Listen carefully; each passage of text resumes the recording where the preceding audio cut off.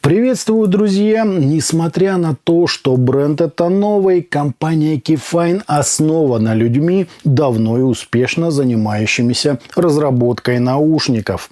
А следовательно, они не только знают как, но и на деле умеют готовить высококачественный звук.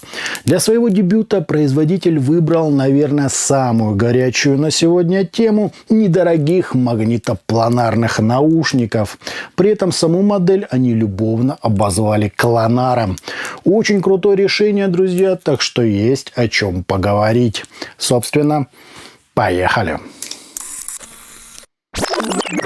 Пришли наушники в среднего размера картонной коробки, на которой нам изобразили самих героев обзора и привели список из их технических характеристик, где стоит обратить внимание на диаметр драйвера в 14,5 мм, его импеданс равный 16 Ом и чувствительность в 105 дБ.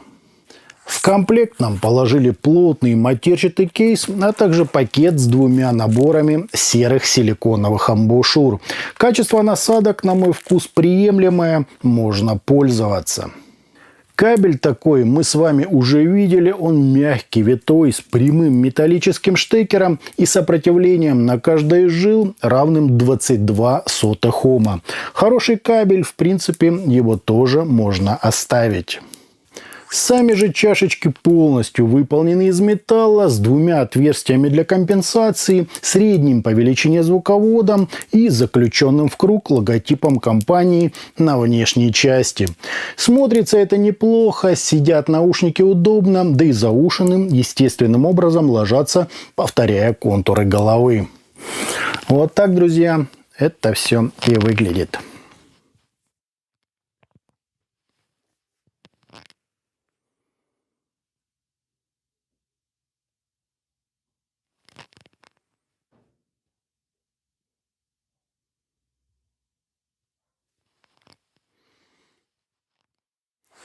По измерениям у нас довольно вальяжный по скорости затухания импульс, небольшие расхождения между каналами и искажения в пике, достигающие 0,9%, что точно ложится в сегодняшние нормативы. Фаза ведет себя естественно, а затухание на 30 и 60 дБ составляют стандартные уже значения без каких-то возмущений.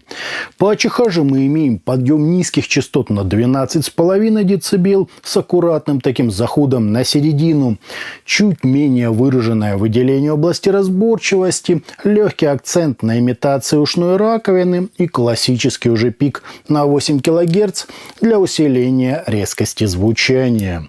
После чего несколькими акцентами нам возвращают звук-воздух и позволяют высоким частотам длиться. Примерно так это выглядит на фоне почти идеальной реализации кривой диффузного поля. То есть даже равнее, чем у Moondrop Starfield 2, который я выбрал в качестве примера. По амбушюрам опять же разброс абсолютно несущественный. По подаче же у клонаров есть нюанс, который лично мне портил все впечатление от прослушивания.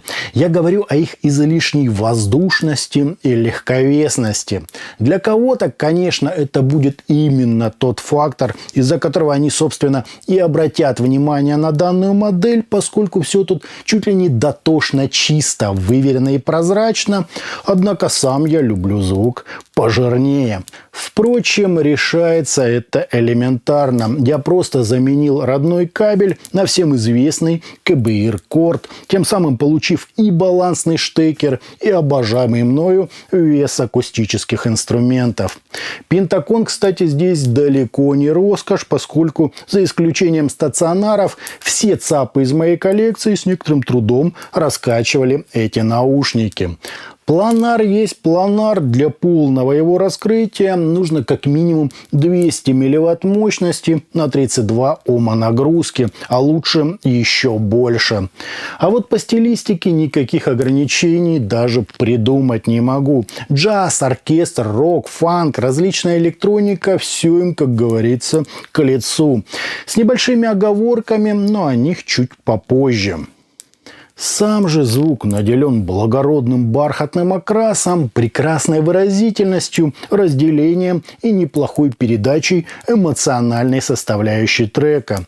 Скорость атак, количество воздуха и разрешение – это, пожалуй, наиболее представительные черты данной модели. А следовательно, ей не занимать той самой хлесткости, задора и любимой многими аудиофилами техничности. И это, еще раз отмечу, прекрасно сочетается с некоторой деликатностью в плане прорисовки нюансов и явно выраженным тембральным окрасом. К сожалению, из планаров сравнить их мне сейчас особо не с чем. Однако они почти ноздря в ноздрю идут с другой интересной новинкой – Kenera Freya 2.0. Последний, конечно, представляет из себя классическую гибридную модель, чуть ярче и гораздо легче на верхах, но вот по ключевым моментам они, на мой взгляд, как братья-близнецы.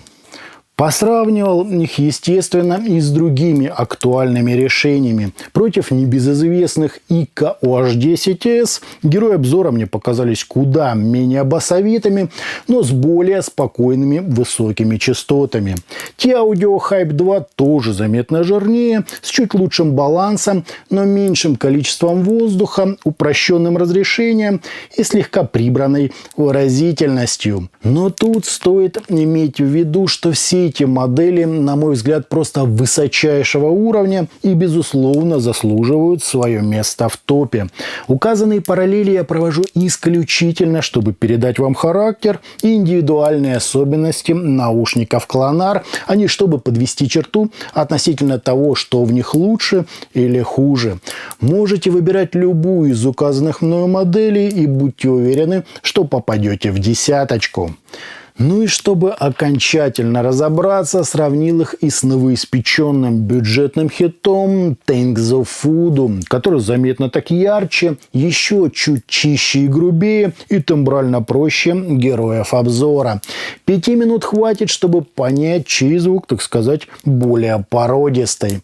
Хотя по цене разрыв у них не такой существенный – 119 против $89. Выводы, кстати, напрашиваются сами собой и далеко не в пользу Фуду.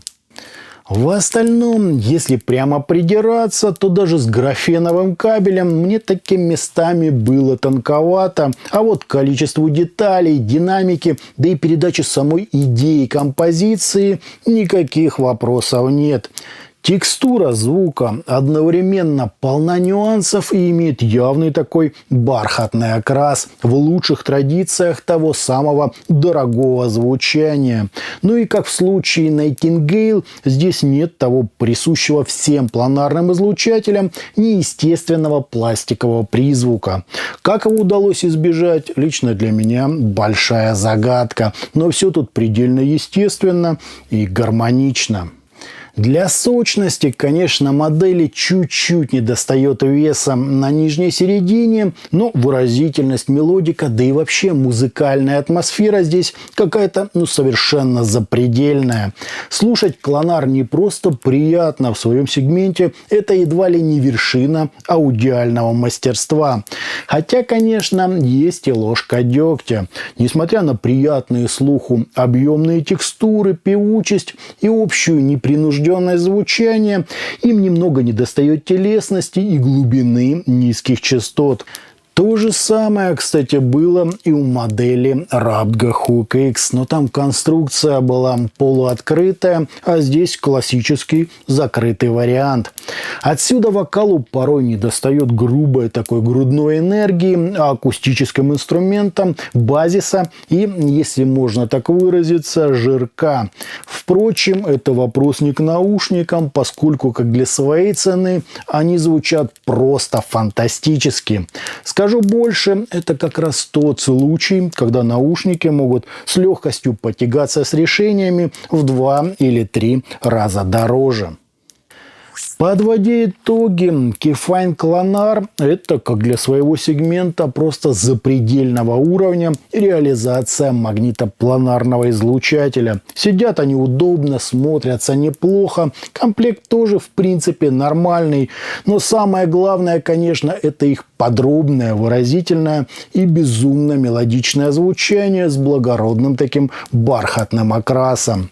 На слух все просто кристально чисто, прозрачно и максимально естественно. Да, на мой вкус модели слегка недостает телесности, однако частично это решается медным или графеновым кабелем и выбором соответствующих насадок. Но это и все, до чего тут вообще можно докопаться. Текстуры объемные, хорошая передача эмоциональной составляющей, прекрасная динамика как на микро, так и на макроуровне, настройка близкая к кривой диффузного поля и протяженные очень комфортные верха. Об однородности звучания и балансе частот здесь даже говорить не требуется. Для установленного планарного излучателя это в пределах нормы. Есть у меня, конечно, к Clonar'ам некоторые замечания, но это больше про вкусовые моменты, поскольку даже у больших серьезных брендов в их более дорогих решениях мы видим практически идентичный музыкальный почерк. Не думаю, что они способны потягаться с топовыми решениями, но в своем сегменте, друзья, это какая-то черная магия. Просто фантастическое звучание, как для своих $119. А на этом у меня все. Это были наушники Keyfine Clonar. Не забывайте, что у нас есть группы ВКонтакте и Телеграме. Подписывайтесь на них. Всем, друзья, добра!